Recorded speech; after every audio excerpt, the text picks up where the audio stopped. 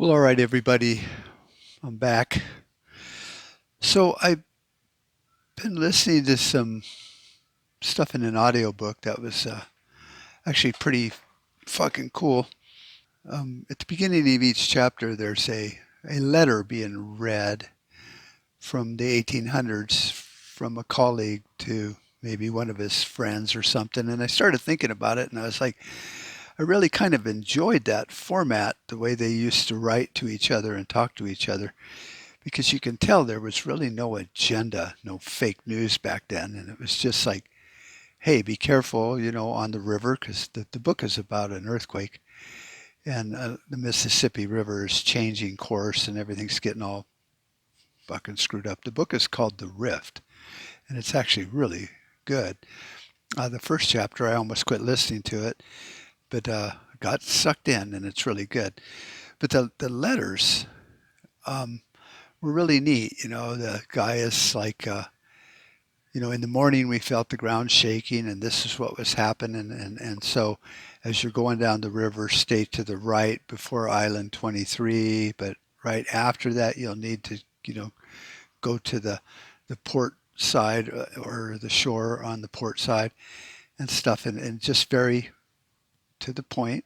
A lot of details without the, I don't know, creating a narrative that this person you're going to be talking about is a victim, and the whole news story will be about how it's somebody else's fault that this person was made a victim, and they lay it all out way ahead of time before they even tell you what has happened. And I hate that about the news. And so I was thinking, I need to start finding some of the old writings from the founding fathers, because they used to write each other. John Adams and Jefferson used to write each other back and forth. And even though they had become enemies for a while there and were really pissed at each other, the letters to each other and to other members of the, what did they call it, all the guys that were writing and working on the Constitution at the time, the delegates and stuff, would discuss in great detail the meaning of what they were trying to accomplish with, this verbiage or this phrase or this amendment.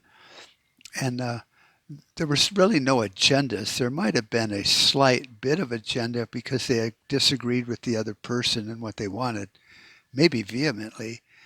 They would still state their point and say, I think this is good or bad, and here's some reasons what we need to investigate more before we put our stamp of approval on it and before it goes, to the ratification process.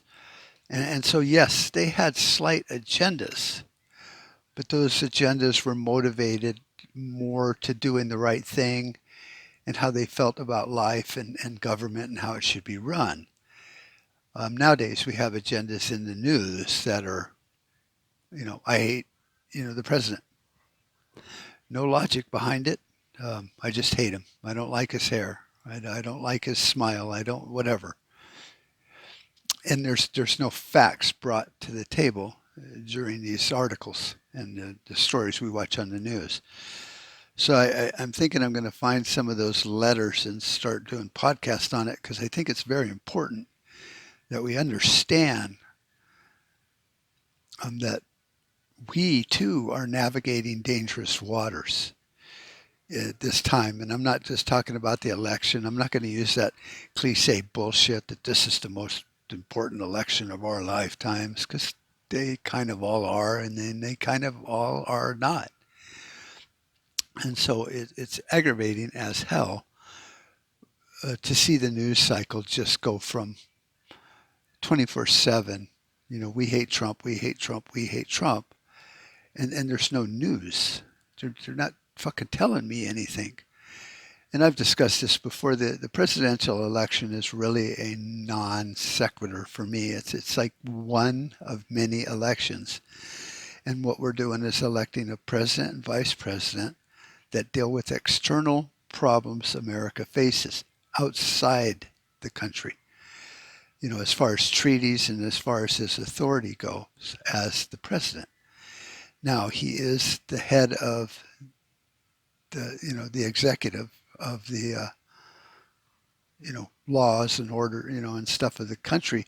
But that's just to make sure the laws are being enforced, and those laws are only federal laws, not state laws and stuff like that.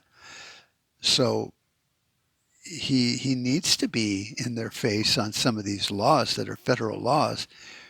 And then when he's investigating the Ukraine thing and the Hunter Biden issue, they're like, well, wait a minute, this is a witch hunt. It's like, no, somebody broke an international law. There was corruption involved.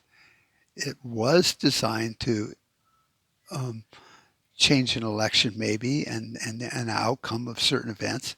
And he has every legal constitutional right and is actually mandated to look into it. And if he didn't, he would be in violation of his fiduciary duties.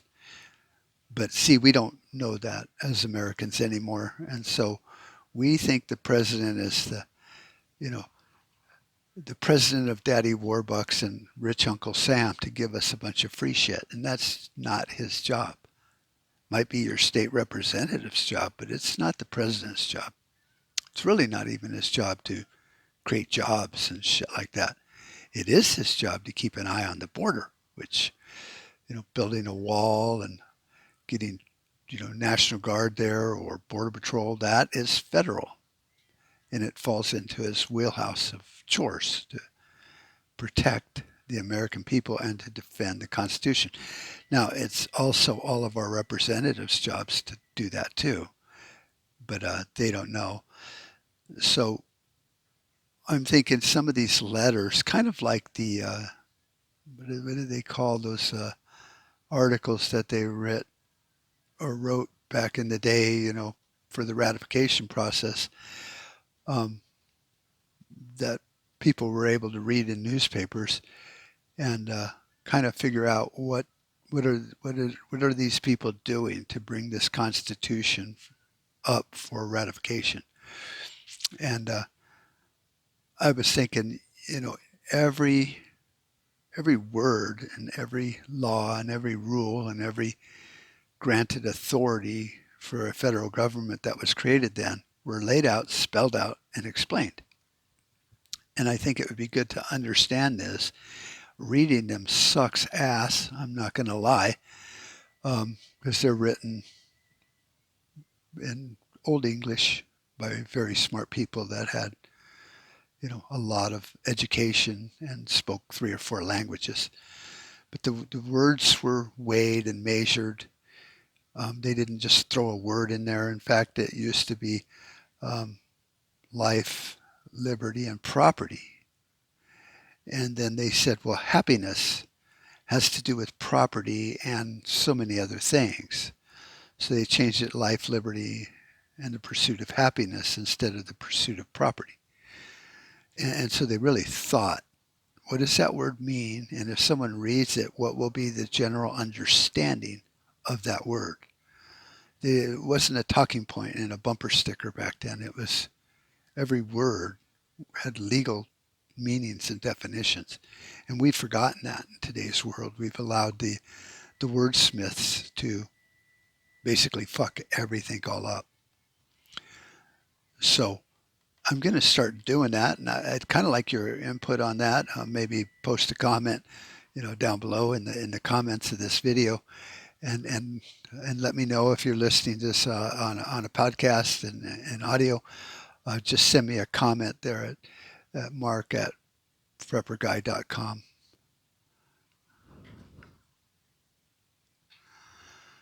So that is the scoop on where I'm going with this. I have been neglecting the Prepper Guy website. Sorry, I've been working heavily on the countryradionetwork.com website, trying to get things squared away and get it working the way we want. And there's still a bunch more major overhauling I'm going to do on that site. And then I'm going to change Prepper Guy a bit too. So hope you're enjoying that. If you have comments, just fucking let me know. So anyway, the book, The Rift, I started a book review on quite a few books, and I never probably finished them. But they were all really, really well written, and I love audiobooks. And if you got time on your hands, you drive a lot, you're a long haul trucker or whatever, um, get into audiobooks, and then you can listen to zombie books and apocalyptic end of the world books and shit like that. You learn a lot about prepping, even in a zombie book, because you learn about noise discipline, light and sound discipline, because them zombies can hear you. Um, and whether you're running from a zombie or if you're just training for SEER, search and evasion or whatever they call that training, it's all about keeping quiet, not leaving a trail for someone to follow you, litter discipline, noise discipline. Um, a lot of the books I read, the people are smoking, which is just fucking stupid. Yeah, I do this, but it's I don't think this smell travels as far as the smell or the light of a cigarette. So, people could track you from that smell because in the forest, when 90% of the world's dead, um, that might be the only scent out there in the forest that a human recognizes.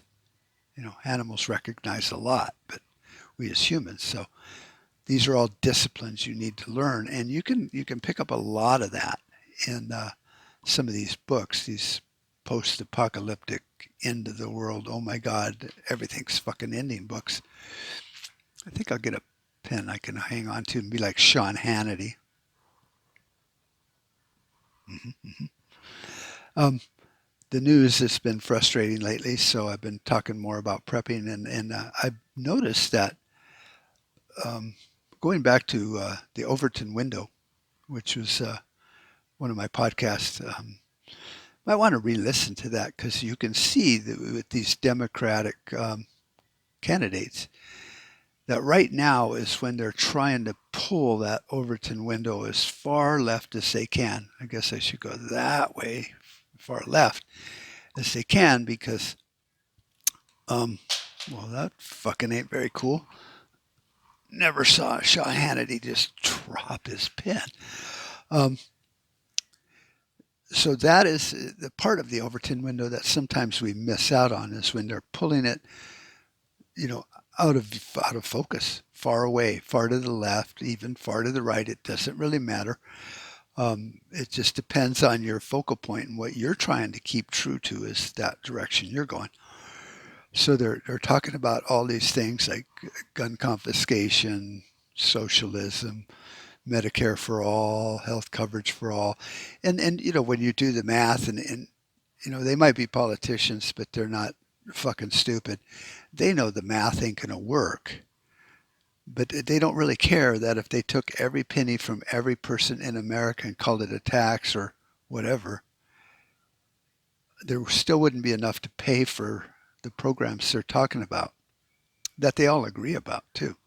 So if they, no matter who got elected, if they did all those programs, all the money in the United States, if it was collected at one time, would not pay for it. And then the next year, nobody would have a job because if you take all of Amazon's money, they just close the doors. So you can't buy shit on Amazon. So therefore, warehouse people can't get paid. The postal services aren't getting paid because products aren't being shipped, letters aren't being shipped. Nobody's showing up at Circle K because there's no money. See, all the businesses are broke. So they took all of their money. So you don't have a job anymore. So everything changes. And after the first year of blatant robbery, then the country collapses. It would collapse during that year. So financially, it wouldn't work. Now, that's a worst case scenario. See, it's like way over there, and you're like, what the fuck am I looking at? Then the election, we'll get the nomination, and things will narrow down, and then we'll go, okay, Elizabeth Warren is the nomination, so it's now Trump and Warren. Now they will start bringing that window closer to what we can look at without, getting sick.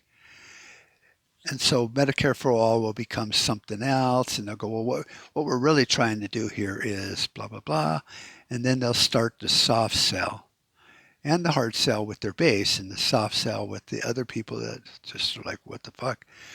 And so they'll start pulling that Overton window back closer.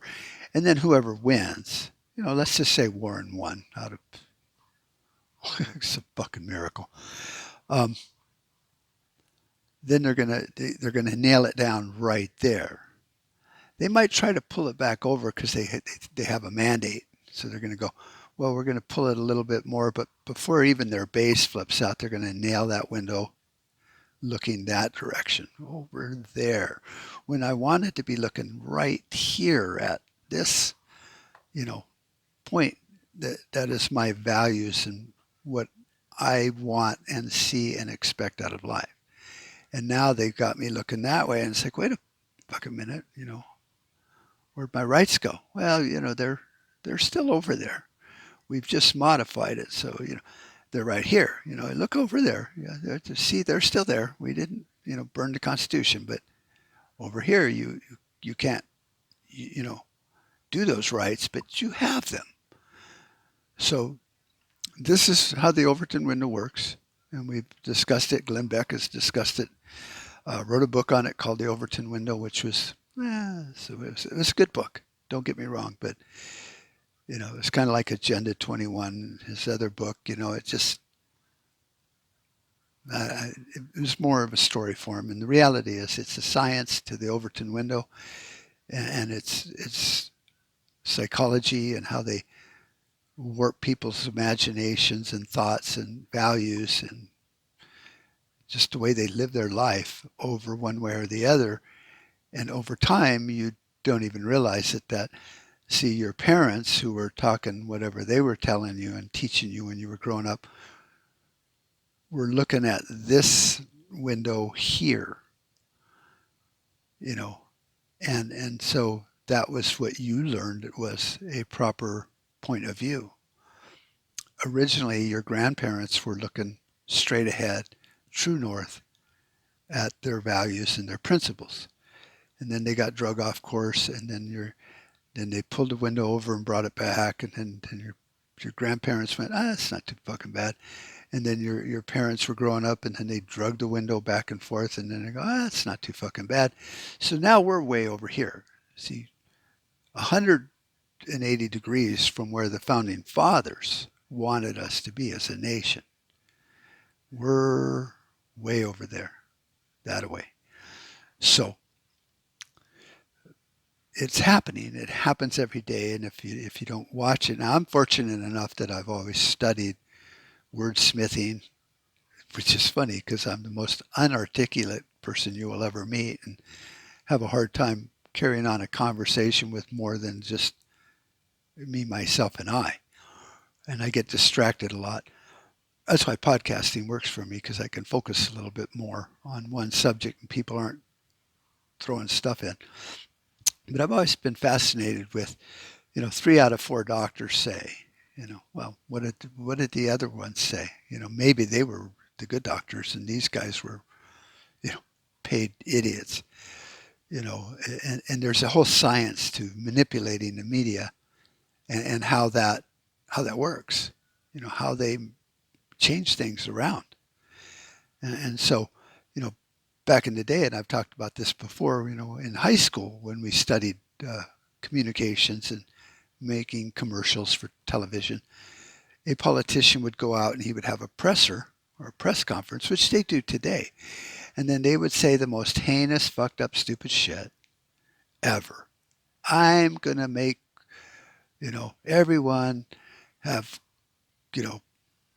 whatever, gold flowing out of their faucets, and everyone should have not only a chicken in every pot, but a goose that can lay a golden egg and all that.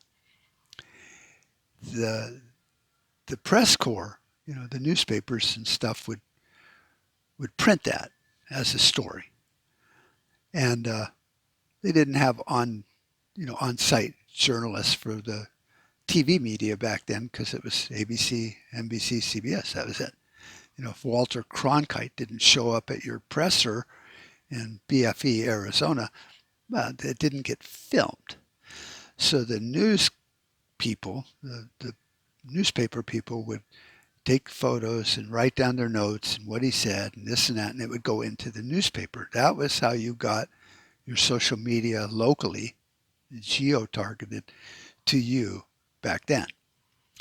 Now the politician would take those big headlines and superimpose them maybe on a green screen, but it would be behind them on their commercial while they were talking about how good they are and how they're going to fix America.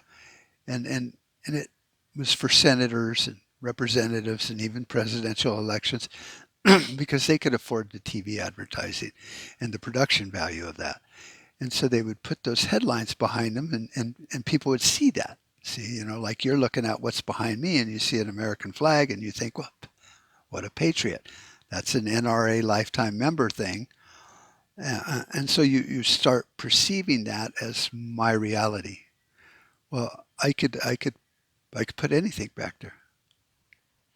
And then I could say, I support these things. And, I'm waving around and shit. And that is, what we studied. And then you would see how the press would write down all the notes from the press conference, put it in the newspaper and the magazines. And they would just say what the person said. It was news back then. They didn't try to analyze that he was lying or whatever. They just said, Bob said he's going to do this. Mary says she's going to do that. Here's the headlines. And then in the commercials that they paid a lot of money for on television, they would try to wordsmith that around to how much they're going to help you. Like I saw an old newspaper article one time that said, so-and-so is going to reduce income tax. This was back in the 40s and 50s. Well, they haven't changed income tax. Nothing ever happened. Big fucking deal. But that was the newspaper headline.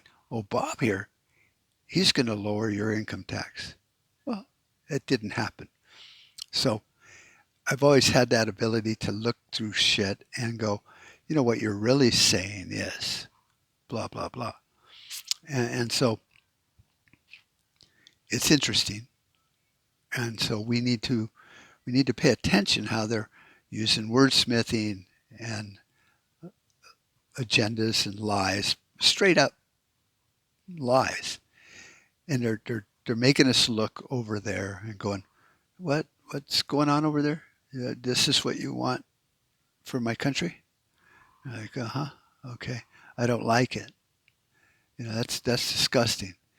And then once they get the nomination, now, before they get the nomination, they can go, well, of course you think it's disgusting because you're a Republican. See, you're way over there. You hate babies. But my base is looking over here. So they get the nomination. Now they have to convince me and you and their base to vote for them. So they're going to take that point of view and they're going to drag it a little bit back closer to center. That's why they say they'll move center once they get the nomination. But don't be confused. When they say center, that's not the center that our founding fathers had as center. That's center looking that way now. So we've been drugged that far off course. So when they say we're going to bring it back to center, people are like, oh, that's fucking awesome. No, it's not. It's just center from what the two loons were saying that are running for president. Over here, one window, it's like, look out this window, look out this window. No, look out this window. And then they get the nomination and then they go, here's the center. If you elect me, you'll be looking that way. If you elect me, you'll be looking that way. And that becomes center. And everyone's like, yeah, we won. So it's tricky. Everyone knows it. Everyone understands it when it's explained. It's just like I was listening to an audiobook and it's like, I knew that. I just couldn't get it out of my head to tell somebody. So we all know this, but we don't pay attention when we watch the news. And I'm so sick of the news because all they do is blather on and on and on about shit that has no meaning in my life. It's not going to help me one bit, and the things that affect me in my life are right here locally, not in Washington D.C. So I get one vote for what goes on in Washington D.C., and that's the president and the vice president. And now they've made it, the senators, and then it seems like all the representatives want to go fucking hang out in Washington too. But what's going on there with your representatives is really affecting you on a local level, just because it's happening there. So that's why when Elizabeth Warren gets all pissed off at somebody and gets condescending or lies and won't answer the question, who is she to tell me what she thinks? I'm not going to elect her or Trump to tell me what they think. I'm electing them to do what I think because they work for you and I. You don't hire a fry cook at McDonald's and then have him come in and go, well, when I used to fry, when I was a fucking know-it-all, we didn't use that kind of oil, and here's the temperature we kept it at and all this. And it's like, dude, I hired you to do this. If you can't do that, take a hike. See, but we don't look at it that way anymore. Now we think that we crown them and knight them, send them on their way, and they do whatever they want. It doesn't work that way. So when a politician gives me attitude, my first reaction is, hey, fuck off, dick. You work for me. And so I get really mad when even mayors in my city say, well, we're changing that and you can't be doing this anymore. It's like, the hell I can't. You can't get enough people and have a big enough election to take away my rights. It's unconstitutional. It was never set up to be that way. So it doesn't matter. The minority can't be robbed because the majority said so. So this is what's going on in America, and we need to see it. So these asshats in Washington, they think they're so up in their air and stuff, but we need to learn that they work for us. We need to learn how to remind them they work for us, and we need to bring them back home so they know who they're working for. My representative should never leave my district. Just once in a blue moon to go to Phoenix to meet with all the other representatives at the Capitol in Phoenix and discuss the issues among the districts for the state. And then the representatives, like senators now, which they used to be just nominated, but now they're elected, would go to Washington and say, this is what we've all agreed we want to do in Arizona. We don't like your federal law. No, we're not going to enforce it. So it used to be local, and your representative actually kind of lived in his district. So we're losing a grip on how we remind these asshats that they work for us. And all this stuff I'm seeing in the media about, did this person do that or did that person do that? And was it this way and was it that way? All from these unelected, people that are nominated by the people we elected, but they're not elected representatives of the people. They're just the Justice Department or something. And here they are running roughshod and making us look like fucking morons, really. And I guess we kind of are, making things all messed up. So they need to be here. So then when we go, hey, what's going on with this investigation? They can have a town hall and go, well, this is what's going on. How do you feel in this community, in my district? Well, we think it's bullshit and we think it's a waste of dollars, and we really don't care what happened on a federal level. We have problems here in the state we need to address, and we're not going to go along with this Medicare for all. Oh, okay. Get a pulse, get a reading, go to the Capitol in Phoenix, talk to all the other representatives. Like, wow, how unusual. We got that same response. So it appears that the majority of our state does not like this. We'll send our senator to Washington and say, you can pass all the bullshit regulations you want, but we are not going to have our sheriffs and our governors enforce those laws. So you might want to rethink your game plan. Oh, well, that would be representation. See how sweet that would work? Yeah, but whatever. So I'm gonna wrap it up, and I just wanted to get a podcast out because I've been slacking. Um, I would flog myself, but I'm just not that into pain. So I've been working on other things. I know you all appreciate it though, and you're all probably fans of Contra Radio Network anyway. So we're all working together to build something really cool. If you haven't had a chance yet, run over to contraradionetwork.com. Check out some of the things there, and just let me know what you think. If there's any changes that you think I should do on the website that would make it look cooler. I was checking out a website the other day. I think it was townhall.com, and I like the format of that website, but I'm trying to be different, but not so radically different that the website looks like a mom and pop shop. So input is always awesome. Really love you guys for paying attention and listening to me all these years, and still sticking around. You're awesome. But hey, you fucking know that, right? So send me comments, give me a thumbs up or a thumbs down on the video. Subscribe if you haven't yet. Hit that little bell thing wherever it is when you subscribe, and you'll get notified. If you're on prepperguy.com, I think there's a notification there when I post new things. And also on Contra Radio Network, you can get notifications from them also. So anyway, have an awesome weekend because today is Friday. TGIF. Talk to you all later. Bye-bye. But all we ought to have thought, and have not thought. All we ought to have said, have not said. All we ought to have done, and have not done. I pray thee, God,